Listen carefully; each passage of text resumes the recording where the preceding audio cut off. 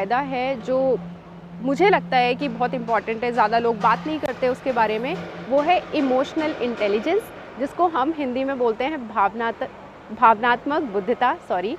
ये जो भावनात्मक बुद्धिता है, ये होता है हमारे इमोशंस, जो हमारी फीलिंग्स हैं, उनको कैसे हम बैलेंस करें। जैसी हमारी लाइफ है उसमें अपना पर्सनल और प्रोफेशनल इन दोनों को बैलेंस करना इतना चुनौतीपूर्ण काम हो गया है आजकल।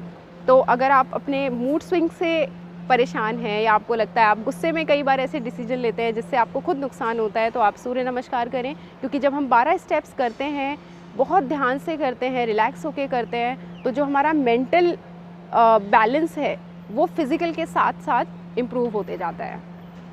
आपको कब करना चाहिए सूर्य नमस्कार?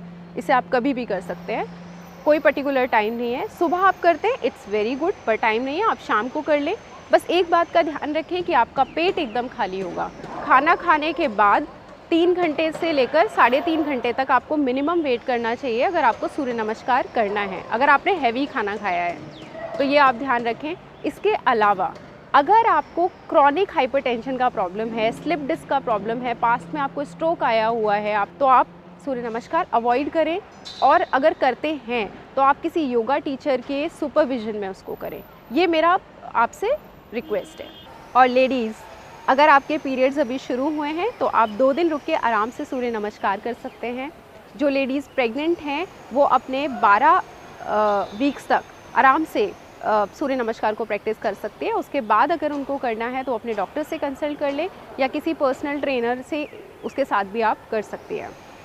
उसके अलावा अगर आप अभी आपकी डिलीवरी हुई है, नॉर्मल डिलीवरी की मैं बात कर रही हूँ, तो आप 40 दिन के बाद आराम से सूर्य नमस्कार स्टार्ट कर सकते हैं। और अगर आपका सिजेरियन हुआ है तो 1 हफ़्ता और रुक जाएं और शुरू कर लें। ये डिपेंड करता है आपकी बॉडी कैसे हील कर रही है। आप डॉक्टर को भी एक बार कंसल्ट कर सकते हैं।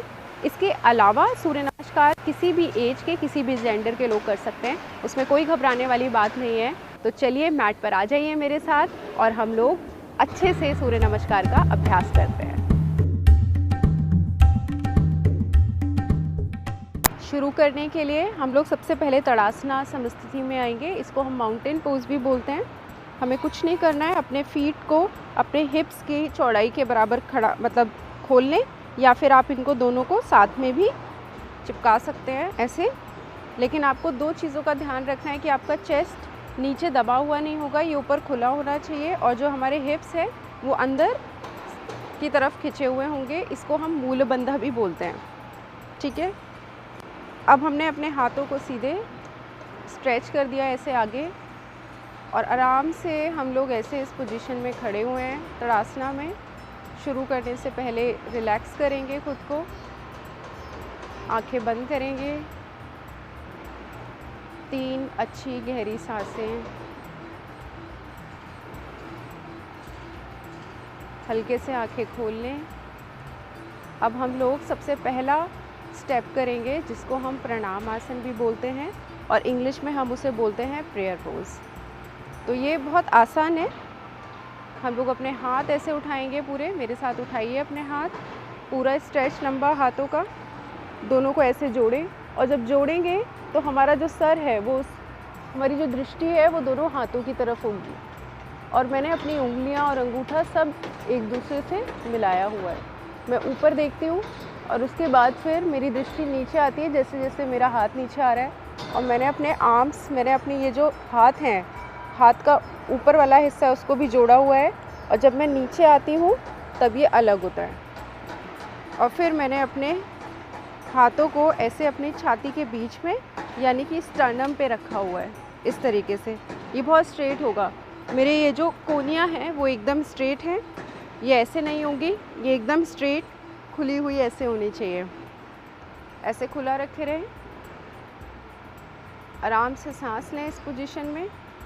और अब हम करेंगे दूसरा स्टेप जिसको हम बोलते हैं हस्त उत्थान आसना। इसमें हाथ हम अपना पूरा ऊपर उठा के ले जाएंगे। ये जो हमने आसन किया है इसमें हमने सांस भरी और फिर नीचे छोड़ी है।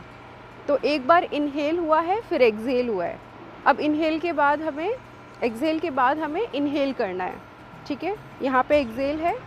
दूसरा स्टेप, उसके लिए हाथ आगे लेके आएँ और फिर उसके बाद हम इन्हें धीरे धीरे धीरे धीरे आराम से ऊपर ले जाएं। पूरा ऐसे ऊपर ले जाएं। अब इसके बाद हमें अपनी आर्म्स को अपने शोल्डर से थोड़ा सा पीछे ले जाना है, ऊपर देखना है और फिर कमर से झुकना है।